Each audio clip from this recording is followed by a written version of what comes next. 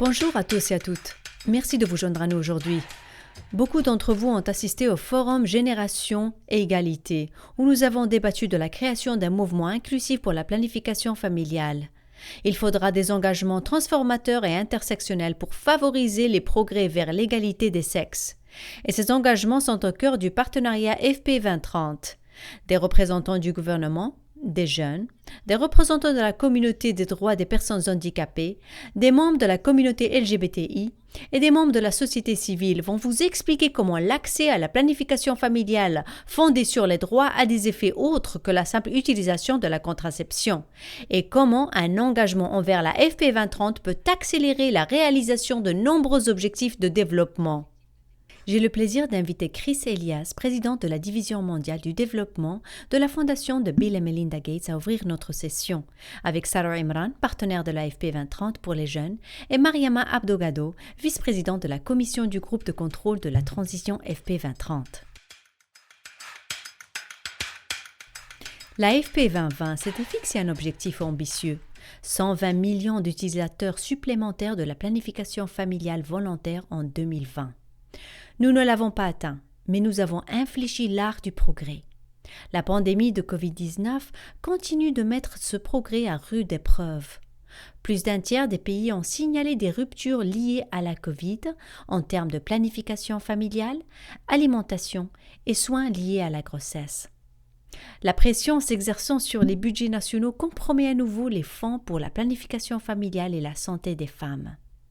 Suite au Forum Génération Égalité, le moment est venu pour un partenariat pour la planification familiale qui décloisonne, responsabilise les décideurs et rassemble une communauté axée sur la construction d'un monde égalitaire où femmes et jeunes filles ont accès aux soins de qualité dont elles ont besoin pour planifier leur avenir. C'est pourquoi nous sommes réunis pour vous parler de la prochaine étape de la FP 2030 et des partenaires qui se sont déjà engagés à agir. L'AFP 23 s'appuiera sur les progrès accomplis par les partenariats précédents avec des changements inspirés par ce que nous avons appris au cours des 8 ans de travail acharné et de progrès de la FP 2020. Nous sommes ravis d'accueillir plus de voix que jamais dans le mouvement. La FP 2020 s'est axée sur 69 pays. La FP 2030 est pour tous, gouvernements, ONG, OSC, organisations œuvrant pour les minorités sexuelles et axées sur le genre, jeunes, personnes handicapées. Nous créons un mouvement plus large car nous savons que tout le monde bénéficie du fait que les femmes, les jeunes filles et tous ceux qui veulent contrôler leur fécondité aient les droits, les moyens et l'autonomie de le faire.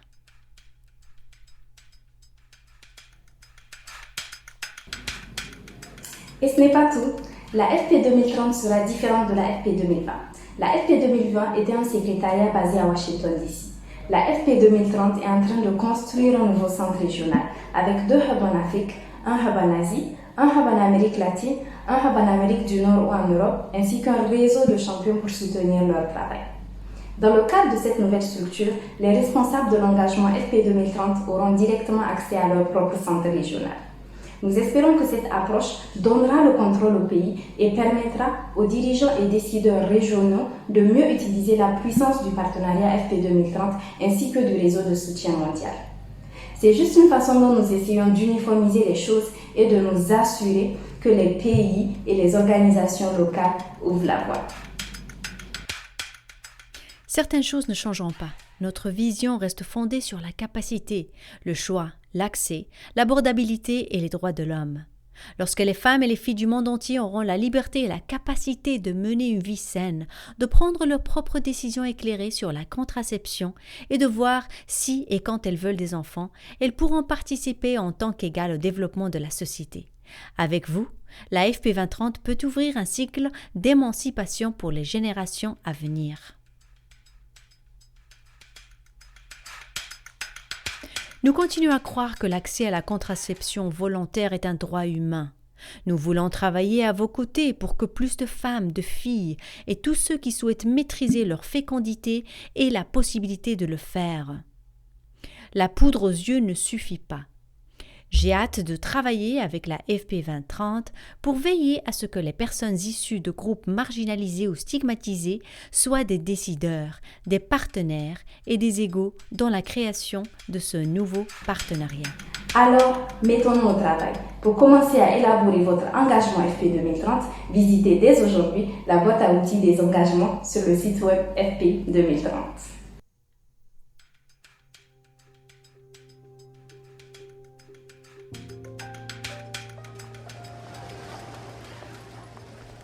Voici Nina.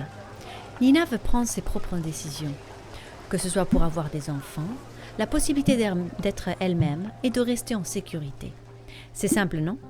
Elle se rend dans une clinique pour demander de l'aide, mais dès qu'elle franchit la porte, l'infirmière l'arrête.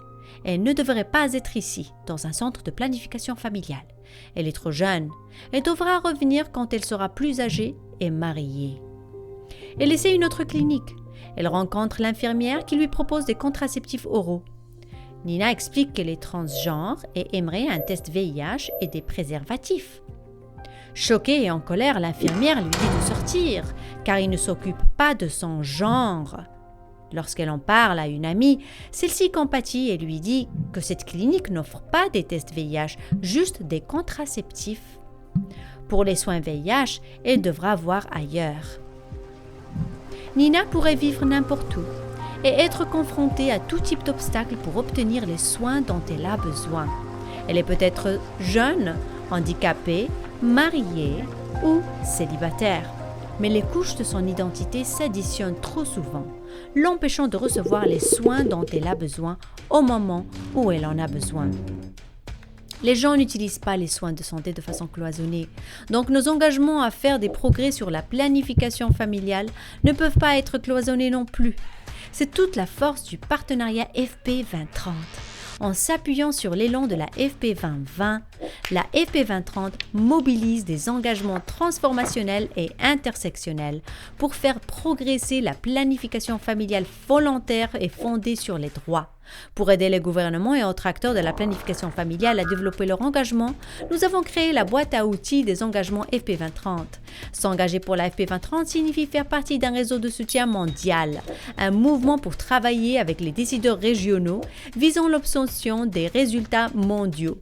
La FP 2030 s'appuie sur 8 ans de succès et le nouveau partenariat met en avant nos plus grandes forces en adoptant de nouvelles méthodes de travail afin de refléter un engagement fondamental en faveur d'approches équitables fondées sur les droits. Pourtant, notre objectif reste le même, une femme qui mène une vie pleine et a le pouvoir et les moyens de prendre ses décisions en termes de reproduction. Mais tout commence ici sur commitments.fp2030.org, un site où vous trouverez ce qu'il faut pour créer des engagements forts et transformationnels. La boîte à outils propose un processus par étapes facile à suivre qui vous permet d'explorer, rédiger et parachever un engagement, ainsi que des ressources pour intégrer tout domaine thématique, préparation aux urgences, financement national, programmation fondée sur les droits.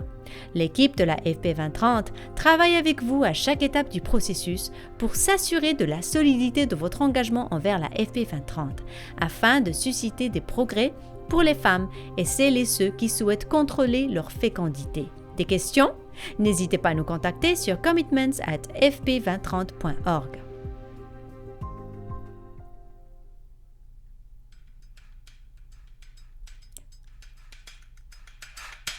Bonjour à toutes et à tous. Au nom du Bureau de la population de santé reproductive de l'USAID dans le Bureau de la santé mondiale, j'ai le plaisir d'être ici pour célébrer le partenariat de la FP 2030, accueillir de nouveaux responsables de le mouvement mondial FP 2030 et nous réengager à forger un avenir plus radieux. Pour toutes et tous, partout, en particulier les femmes et les jeunes filles.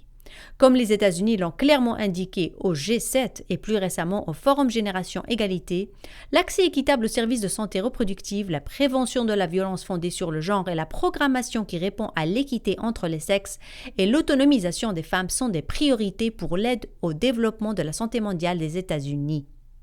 Les investissements de l'USAID dans la planification familiale et la santé reproductive, couplés à notre rôle continu dans la FP 2030 au niveau national et mondial, s'inscrivent dans ces priorités, en soutenant des progrès mesurables politiques, financiers et programmatiques envers un accès équitable à la planification familiale pour les femmes et les jeunes filles.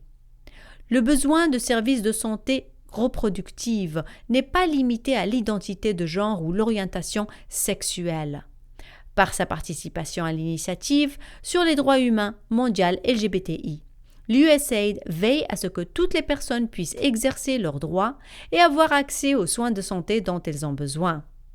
Grâce à notre partenariat avec la AFP 2030, nous continuerons à prioriser la santé sexuelle et reproductive et à en faire une réalité pour tous, en particulier pour les communautés marginalisées et dont les besoins sont insatisfaits.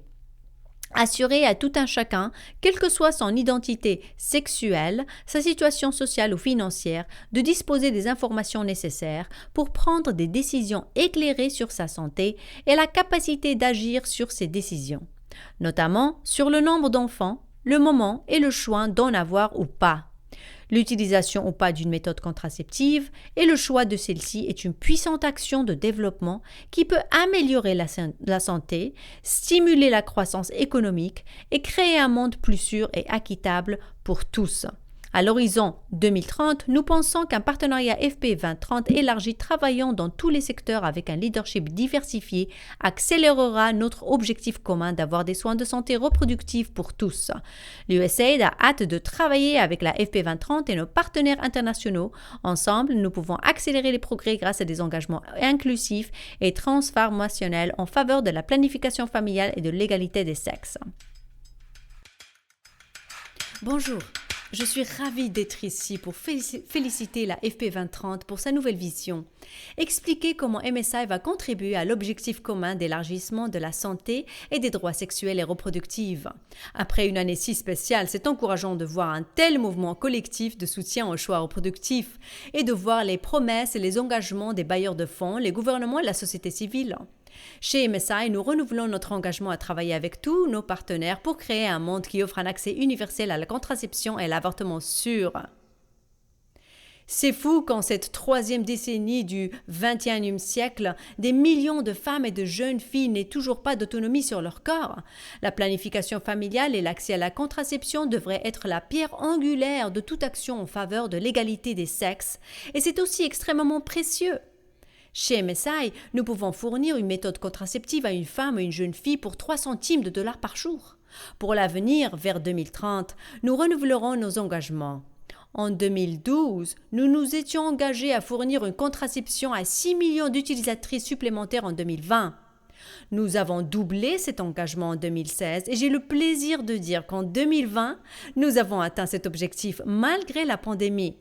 Chez MSI, nous pensons vraiment que lorsqu'on fait une promesse, il faut à tout prix la tenir. C'est donc formidable d'y être arrivé.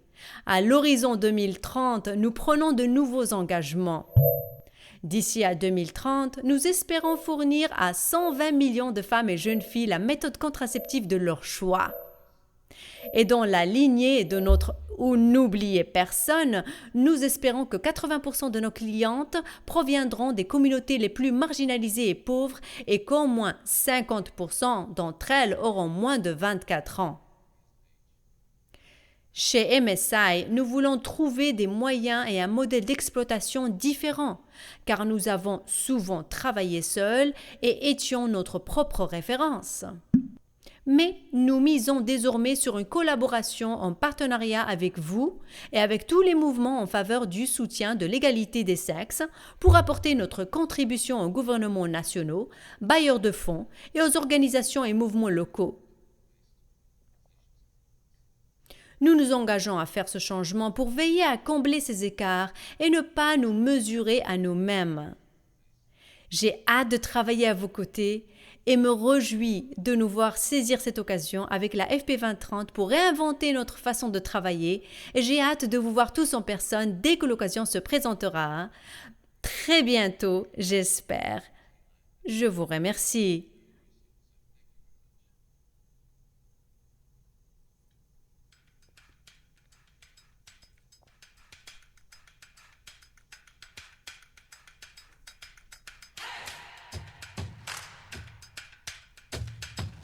Bonjour à tous et à toutes, merci d'être avec nous aujourd'hui. Nous allons débattre la création de partenariats et engagements intersectionnels. Nous avons de grandes intervenantes et je vais animer cet événement. Je suis Laurie Adelman, vice-présidente des influences et engagements chez Global Fund for Women, Fonds mondial pour les femmes, qui est un fonds féministe.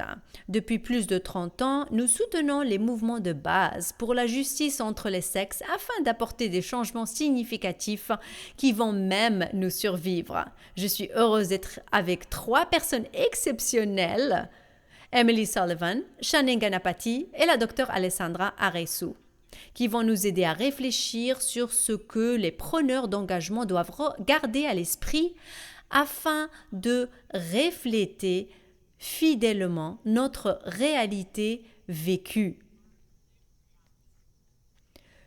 Nous ne menons pas des vies à un enjeu unique, comme Audre Lorde l'a indiqué. Nous n'avons donc pas besoin d'engagement à enjeu unique et nous allons discuter de à quoi ressemble la satisfaction des besoins réels des êtres humains, en particulier ceux des femmes, des personnes queer, des handicapés, des jeunes, et reconnaître les communautés qui sont généralement défavorisées ou vulnérables.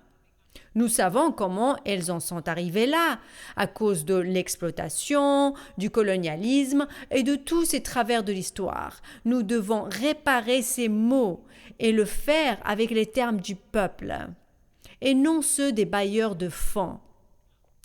Comment faire? Comment y veiller? Je vais d'abord donner la parole à Shannon. Pourriez-vous vous présenter? Le public souhaite en savoir plus sur vous et votre travail. Parlez-nous des communautés LGBTQI qui ont été historiquement exclues de cette conversation. Le terme planification familiale évoque cette idée hétéronormative de ce qu'une famille est censée être. Je ne connais pas grand monde qui utilise ce terme dans sa vie quotidienne, et encore moins pour les droits à la santé sexuelle et reproductive. Comment assembler tout ça? Que dites-vous à ceux qui négligent les communautés LGBTQ car ils pensent que ces personnes sont peu nombreuses dans les populations qu'ils ciblent?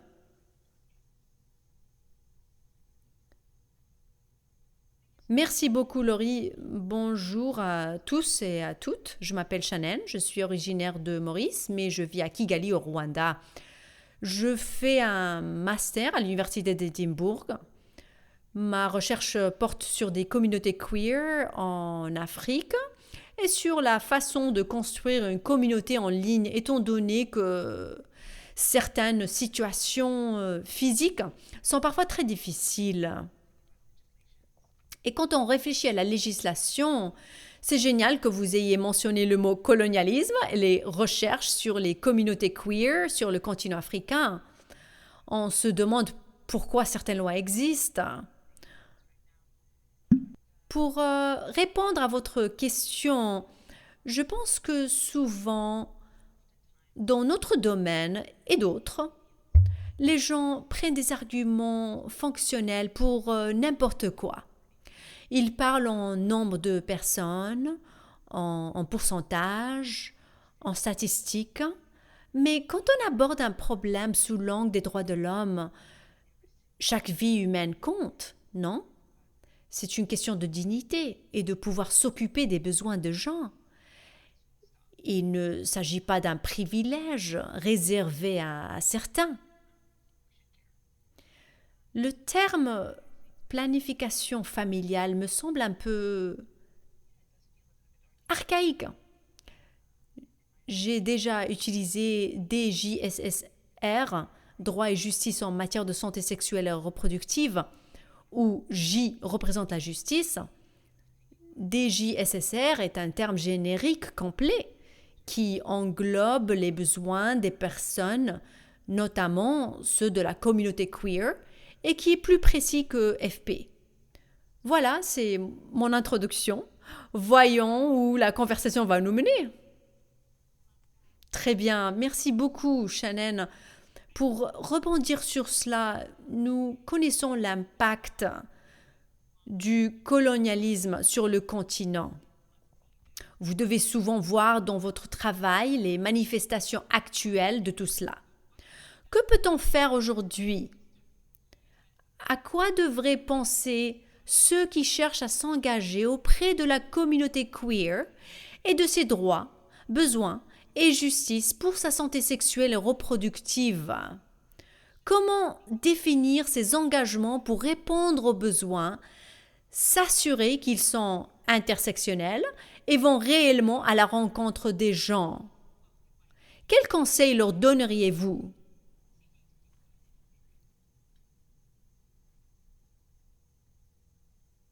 Excellente question. Ceux qui cherchent à faire le bien dans ces domaines doivent identifier toutes les phobies qui existent.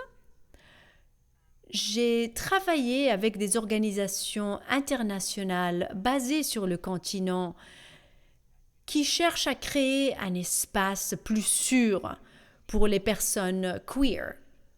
Mais à cause de certaines législations, ils veulent aussi agir en faveur des gouvernements et ne prennent jamais vraiment position. Une organisation qui ne statue pas pourra en tirer profit ou sera en mesure d'opérer au sein d'un certain contexte. Mais je pense qu'il est nécessaire de prendre une position. C'est essentiel. Toute personne qui essaie de travailler en particulier dans le Sud global et qui est aux prises avec les ramifications du colonialisme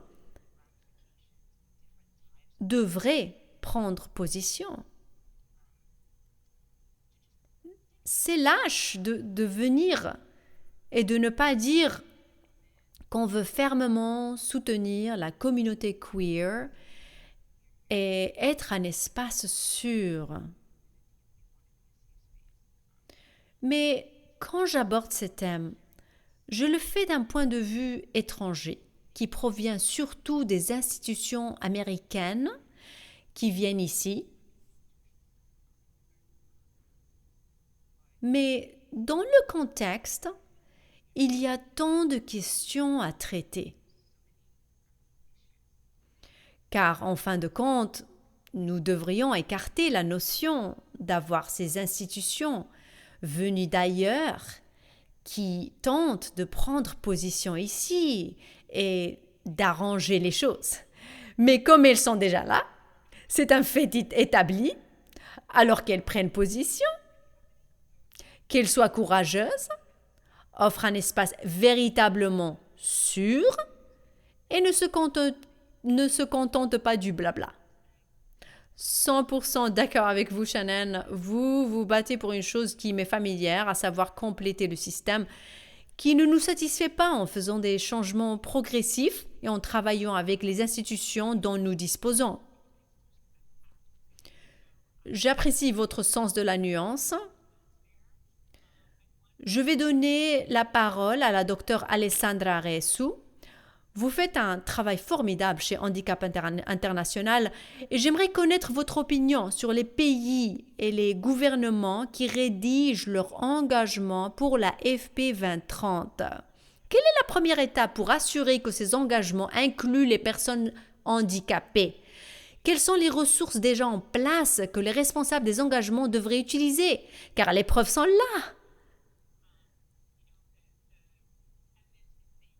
De quelle orientation avons-nous besoin pour cela? Merci Laurie. Je suis Alessandra Resu, directrice de la santé mondiale chez Handicap International. Je suis spécialiste du genre, de la sexualité et du handicap et très heureuse d'être avec vous. J'aimerais me présenter d'une manière plus inclusive aux personnes du public qui ne peuvent pas nous voir. Et dire que j'ai un visage ovale, de longs cheveux châtains, des yeux marrons et que je porte un eau coloré.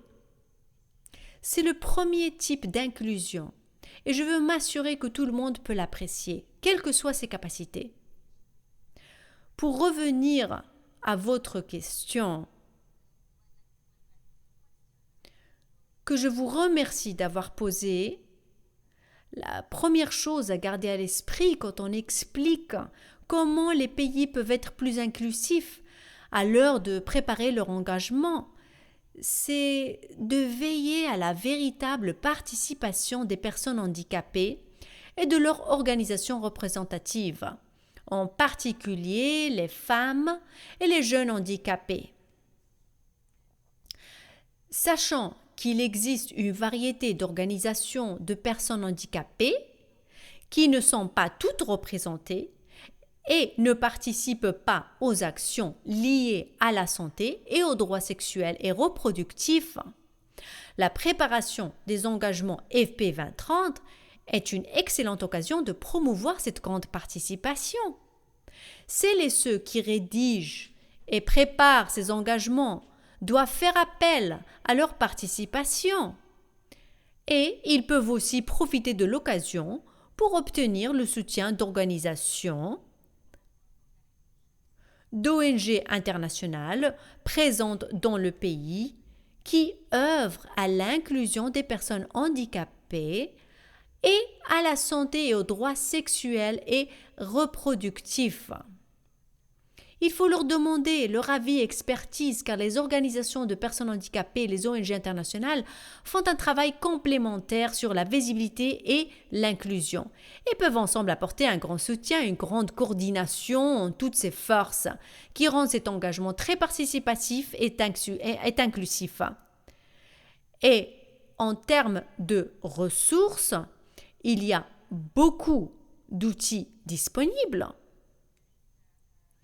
La Convention de l'ONU sur les droits des personnes handicapées a publié des articles qui s'avèrent très utiles sur la santé, les droits sexuels et reproductifs et la planification familiale, notamment l'article 25 sur la santé, l'article 23 sur le respect du foyer et de la famille, l'article 16 sur la liberté contre l'exploitation par abus domestique et l'article 6 sur les femmes handicapées. J'aimerais enfin citer comme référence une résolution sur une santé de meilleure qualité pour les personnes handicapées qui a été adoptée en mai 2021 par l'Assemblée mondiale de la santé et qui traite de la santé et des droits sexuels et reproductifs et des droits des personnes handicapées. Ceci représente le cadre général de ce que nous faisons en termes de santé et droits sexuels et reproductifs. Nous devons faire cela ensemble. L'un des documents clés est disponible depuis un certain temps.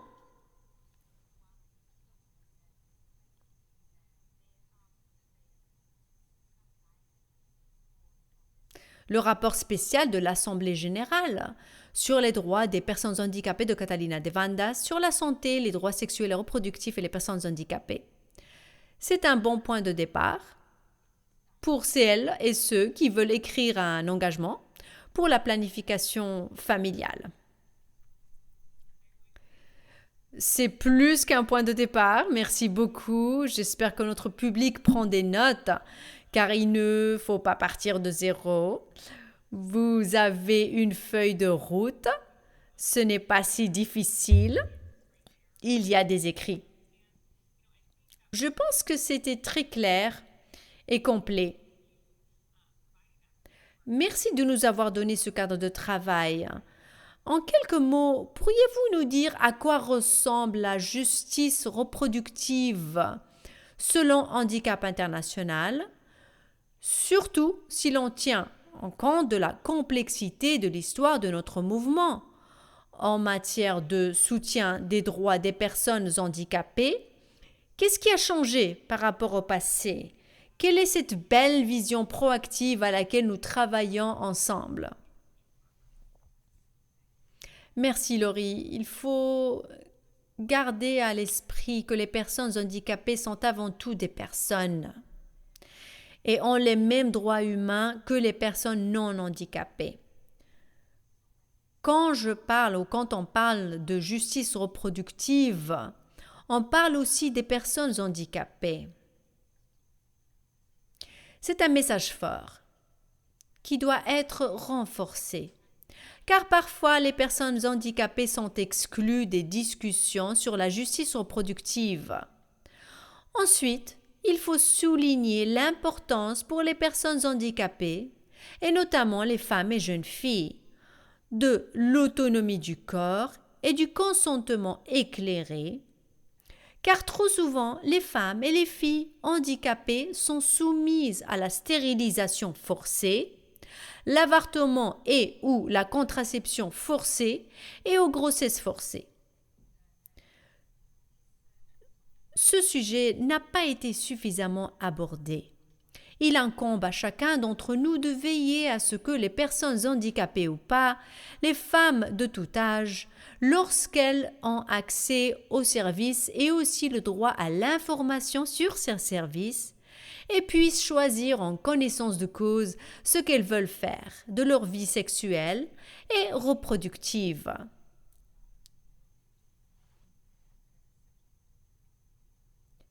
C'est la base de la justice reproductive pour tous, y compris les personnes handicapées. Merci. Merci, et aussi simple que cela puisse être, ça échappe encore à beaucoup d'entre nous. Merci de partager cette vision vers laquelle nous nous dirigeons. Je vais maintenant donner la parole à Emily Sullivan. Vous êtes un modèle et une visionnaire au sein de la FP 2030.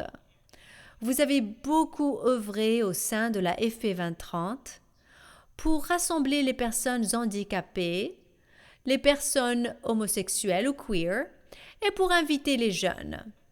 Qu'espérez-vous voir au fur et à mesure que la FP 2030 prend de l'ampleur et s'engage dans ce nouveau partenariat? Je dirais que le mot modèle est très fort, mais je m'efforce et nous nous y forçons.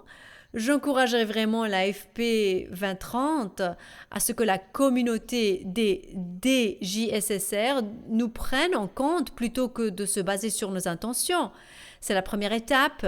Je suis Emily Sullivan, directrice des partenariats avec les jeunes. Nous essayons désormais d'être plus inclusifs. Ce mot et sa signification nous sont de plus en plus familiers. Peu de personnes se voyaient reflétées dans la FP 2020. Elles ne se retrouvaient ni dans les images, ni dans les histoires, le choix des mots ou les données. Mais elles se retrouvaient dans le slogan « Population marginalisée », cité dans tous les rapports que nos organisations ont écrits à un moment ou à un autre. Nous espérons que ça ne sera plus le cas et que la communauté des droits des personnes handicapées, les personnes handicapées, la communauté LGBTQI et la communauté queer se verront reflétées dans la FP 2030, dans les images, les histoires, les données, et qu'ils verront que les hypothèses sur leur utilisation de contraceptifs, leur vie sexuelle et leur santé reproductive n'échapperont plus aux gens. Car leur histoire, leur expérience font désormais partie de la FP 2030. Et ces suppositions nocives ne peuvent plus être que des hypothèses et doivent être mises en place pour que notre communauté reconnaisse et admette les droits des personnes handicapées. Et comme le disait Alessandra, la communauté queer a aussi des droits, dont l'accès à la contraception. Et il y a eu tant d'hypothèses nuisibles dans le passé et encore maintenant. Donc, nous en sommes à la FP 2030 et plus à la FP 2020. Il y a un argument récurrent pour beaucoup d'entre nous selon lequel on ne peut pas atteindre plus de personnes avec moins de ressources ou la même quantité de ressources. Ceci est un rappel à la réalité lancée au visage des défenseurs des droits dans le monde entier. Nous vivons tous dans la réalité, ce qui est parfois douloureux. Nous avons beau en être conscients, notre solution est en fait un partenariat. Quelqu'un a récemment demandé dans un chat à Zekia Moussa Ahmed, qui travaille avec Handicap International, « Je veux informer des personnes handicapées de mon programme. Comment faire ?» Elle a répondu, « Que voulez-vous dire, ces personnes-là? Ce n'est pas si dur. Pourquoi agir comme si ça l'était? Je sais que ce n'est pas une sinécure, mais ce n'est pas un casse-tête. Certes, nous avons des ressources limitées. Si nous avions plus de partenariats, nous aurions plus de ressources pour faire plus de plaidoyer pour les DJSSR, des personnes handicapées, de la communauté queer. Mais si nous nous associons à court terme avec ces groupes et ces communautés, ils vont se retrouver dans la FP 2030 et nous pourrons réellement atteindre plus de personnes avec cette approche fondée sur le droit que nous affirmons tous soutenir. Et avec un peu de chance, elle se concrétisera. Via la FP 2020, beaucoup de jeunes ont peu à peu eu l'impression que le partenariat leur appartenait. Ils utilisent déjà le logo FP 2030 sans même nous le dire. C'est chouette, car ça veut dire qu'ils le voient comme le leur et pensent que c'est leur partenariat. Et j'espère que la communauté des droits des personnes handicapées, la communauté LGBTQI et la communauté queer vont voir la FP 2030 comme une cause qui se bat pour leurs droits et qu'ils ou elles finiront par se dire qu'ils ou elles sont fiers de représenter ce partenariat dont ils ou elles font partie et qui se bat pour eux et elles. Nous en sommes aux premières mesures, alors tenez compte de nous au vu de nos résultats et pas au vu de nos intentions. J'ai bon espoir, mais nous avons besoin du soutien de la communauté pour concrétiser cela. Eh bien, Émilie, le mot modèle vous va bien. J'aime ce que vous avez dit et je ne dois pas être la seule. J'ai remarqué depuis les années que je travaille avec vous à quel point l'idée et l'activité de l'engagement significatif des jeunes a vraiment progressé et évolué au fil du temps. Surtout cette question des jeunes, de leur sexualité et de leurs droits qui a fait l'objet de tant de tabous. Ceci est en train de changer. Vous avez mené le développement des partenariats de la jeunesse pour la FP 2020 et maintenant pour la FP 2030. Quelles leçons le mouvement en a-t-il tiré à votre avis? Et comment intégrer ces leçons dans le prochain partenariat et dans le secteur? Nous pourrions tous écrire un livre sur ce sujet. Mais pour être succincte, ce que nous avons appris, c'est que la communauté DJSSR souffre d'une maladie, à savoir une certaine méfiance. Et la raison se trouve dans ce qui a été cité. La colonisation, les préjugés, le racisme, la partialité, tout ceci étant imbriqué dans notre travail avec les jeunes. On a donc cette maladie de la méfiance qui provient de ce passé assez compliqué, bouleversant et sombre.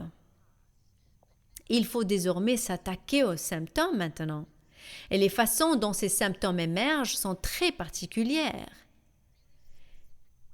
Et ce partenariat futur que l'on construit aux côtés des jeunes nous permettra d'examiner les moyens très concrets de cette méfiance et de ces préjugés qui se manifestent dans le fonctionnement de notre communauté.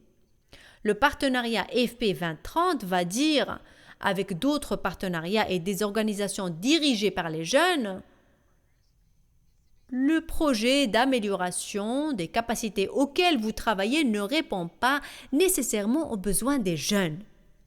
Donc, revenez en arrière et reprenez depuis le début. Nous allons examiner de près cette amélioration des capacités et repenser la façon de formuler ou non ces hypothèses. Nous allons ensuite nous dire, certes, C'est un partenariat, mais si vous êtes un défenseur de la jeunesse, apprenez à bien connaître les rédacteurs des termes de référence, des contrats et des sous-subventions.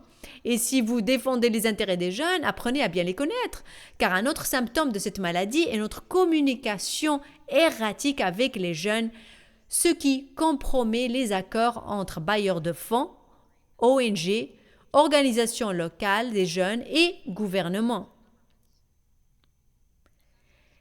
Et la circulation de l'argent dans le système est elle aussi problématique. Nous allons demander à la communauté de rester à l'écoute, car dans les mois à venir, nous allons lancer une initiative avec IYFP et avec Choice, la fondation YP, Copper Rose Zambia et d'autres organisations de jeunes et partenaires qui vont vraiment s'attaquer aux symptômes de cette maladie de la méfiance que les jeunes ont envers nous. Donc, restez à l'écoute. On va continuer à pousser ce rocher en espérant qu'il sera plus facile de travailler avec les jeunes. Merci de nous avoir suivis et ne lâchez rien. Formidable. C'est bien de finir sur cette remarque. Gardons cet optimisme dans la nouvelle phase du partenariat. Je remercie mes 3 éminentes intervenantes d'avoir partagé des messages importants que notre public écoutera attentivement, car vos paroles sont très porteuses. Si nous mettons tout ceci en pratique, cela peut faire une énorme différence. Merci pour votre présence et c'est la fin de notre micro-panel.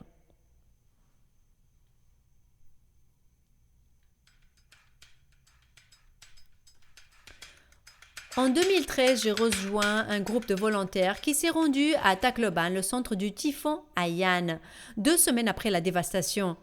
J'y allais pour apporter des soins médicaux et des secours aux personnes affectées. Mais j'ai vu de mes propres yeux à quel point femmes et jeunes filles étaient affectées par la catastrophe. J'ai parlé à des femmes enceintes, des mères allaitantes et des adolescentes dans les centres d'évacuation de leur grossesse non désirée, de la violence domestique et des défis de santé maternelle qu'elles rencontraient. Cela m'a éclairé sur le besoin impérieux de soins de santé sexuelle et reproductive dans les situations d'urgence. Je suis Erickson Bernardo, infirmier diplômé, et j'ai choisi de ne pas m'enfermer entre les 4 murs d'un hôpital. Nous sommes en plein Covid. Pendant la pandémie, nous avons reçu des rapports de nos clients indiquant que les établissements de santé locaux étaient fermés ou que des travailleurs essentiels devaient quitter les services de santé reproductive et de planification familiale pour effectuer des activités liées au Covid. Recherche de contact, test PCR et maintenant vaccination. Les Philippines ont subi l'un des confinements les plus stricts et longs au monde et les adolescents se sont vus empêchés de sortir pour des raisons essentielles ou non. Une adolescente de 16 ans, pourtant accompagnée de sa grand-mère, se rendait dans l'une de nos cliniques pour y recevoir des contraceptifs injectables. Elles ont été bloquées par un contrôle de police et ont donc dû faire 2 kilomètres pour contourner le poste de contrôle et se rendre à la clinique. Les accouchements ont été difficiles pendant cette période. Les hôpitaux ont exhorté les femmes à faire un test Covid avant d'accoucher, ce qui est coûteux et impossible à prévoir en raison de la spontanéité de l'accouchement.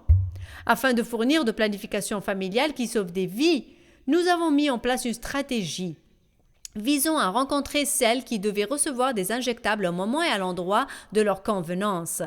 Donner aux femmes et jeunes filles les contraceptifs dont elles ont besoin, surtout pendant cette période, leur permet de contrôler leur fécondité afin qu'elles puissent avoir des enfants quand elles seront prêtes, ce qui est capital lorsque leur vie est bouleversée par une catastrophe.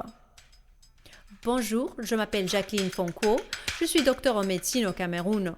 Lorsque j'ai obtenu mon diplôme en 2017, je suis retournée dans ma région dans le nord-ouest du Cameroun, qui connaissait alors une crise humanitaire. Comme tous les autres jeunes diplômés, j'avais hâte de diagnostiquer les maladies et de les guérir.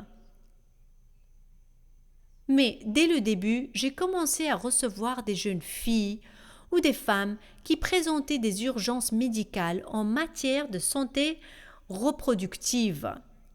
Les adolescentes souffrant de complications dues à un avortement à risque étaient fréquentes. Depuis le début de ma pratique, j'ai pris conscience de la lourdeur du bilan de la crise actuelle sur les droits de santé reproductive des femmes et jeunes filles dans cette région.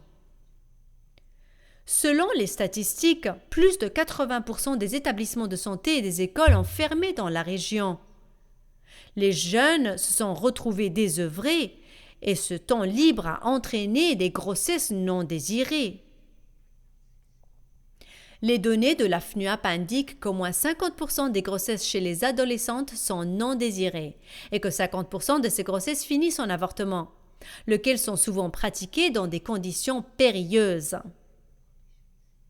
Donc, pour intervenir, je me suis lancée dans le militantisme. J'ai contacté les parties prenantes au sein de la communauté en faisant participer les jeunes. Je suis allée dans les radios, j'ai utilisé les plateformes des réseaux sociaux pour impliquer les jeunes et les parents. J'ai aussi cofondé une organisation menée par les jeunes, Youth to Youth, avec le soutien de nos partenaires qui ont pu entamer le dialogue au sein de la communauté, laquelle a souvent du mal à parler de ces choses, car nous avons vite compris à quel point les produits de la planification familiale sauvent des vies, surtout dans les situations d'urgence où nous vivons et travaillons. La planification familiale est un élément essentiel de la santé. Il est indispensable que les organisations internationales accompagnent les gouvernements pour veiller à la mise en place de méthodes robustes garantissant l'accès des femmes aux produits de planification familiale jusqu'au dernier kilomètre. Ces produits doivent être durables. Ils ne sont pas à usage unique, mais il faut s'assurer qu'ils sont durables car ils sauvent des vies. Merci. Les problèmes de santé sexuelle et reproductive ont toujours existé, mais les contextes humanitaires les renforcent et augmentent la vulnérabilité des jeunes. Je m'appelle Blesmi Ajani, je suis experte en santé publique, spécialisée en santé et droits sexuels et reproductifs. Je suis le point focal pour la jeunesse de la FP 2030 au Nigeria. Au Nigeria, les jeunes sont rarement prioritaires. Des problèmes culturels leur barrent l'accès aux services et aux informations dont ils ont besoin pour faire des choix éclairés. Dans les contextes humanitaires, tout le monde est en mode survie, ce qui exacerbe les tensions et peut augmenter les violences fondées sur le genre. On a des jeunes filles qui accèdent à un espace sûr, à des compétences professionnelles et même un financement qui leur permet de démarrer une activité. Puis, quand elles rentrent chez elles, leurs maris les battent et leur extorquent cet argent, prétextant que les femmes ne peuvent pas gagner l'argent du foyer. Et se pose la question des mariages précoces. Les personnes déplacées internes marient souvent vite leurs filles en raison de toutes ces incertitudes. Les mères adolescentes vivent des naissances rapprochées et des grossesses à risque. Il faut garantir des services minimums de planification familiale dans les contextes humanitaires, afin que ces jeunes ou ces mères aient accès aux services de planification familiale, en particulier des préservatifs et contraceptifs d'urgence et d'autres contraceptifs à action prolongée réversible.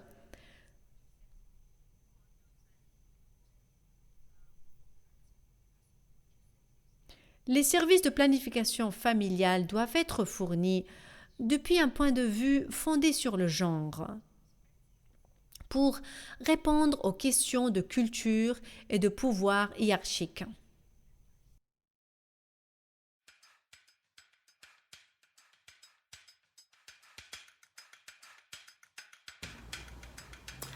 Comme la FP 2030, le partenariat de Ouagadougou a été fondé afin d'insuffler un mouvement et de susciter des progrès en matière de planification familiale dans la région. Ces progrès ont été indéniables, avec 3,8 millions d'utilisatrices additionnelles depuis le début de ce partenariat en 2011. Les pays du PO ont été soutenus par l'unité de coordination du partenariat de Ouagadougou et dans une certaine mesure par le secrétariat FP 2030, doublant ainsi les ressources et accroissant les réseaux qui ont permis d'aboutir à ce changement aujourd'hui. Mon équipe et moi sommes ravis de pouvoir continuer et améliorer la collaboration avec le nouveau hub FP 2030 pour l'Afrique du Nord, de l'Ouest et du Centre, ainsi que la nouvelle structure qui sera mise en place. C'est passionnant de voir ce mouvement FP 2030 devenir encore plus grand, encore plus inclusif. Nous avons accompli énormément de progrès ensemble, mais le besoin d'accroître nos efforts est encore plus crucial. Comme vous le savez, dans certains pays du PO, nous sommes confrontés à des crises qui menacent la stabilité de nos systèmes de santé et nos chaînes d'approvisionnement. C'est pourquoi le partenariat de Ouagadougou, dans sa nouvelle stratégie 2030, a décidé d'en faire une facette importante de sa stratégie et d'accomplir l'inclusion de la planification familiale dans la réponse au contexte et aux crises humanitaires et sanitaires. Nous continuons également dans le monde entier à ajuster nos efforts en termes de planification familiale afin de pouvoir adapter nos systèmes de santé rudement mis à l'épreuve durant cette pandémie à Covid-19. C'est pour ça que le moment est crucial pour s'engager aux côtés du partenariat FP 2030 et je suis heureuse de partager avec vous que nos pays du PO ont entamé l'élaboration et la prise d'engagement auprès de FP 2030 dans les 9 pays du partenariat de Ouagadougou avec la collaboration du secrétariat FP 2030.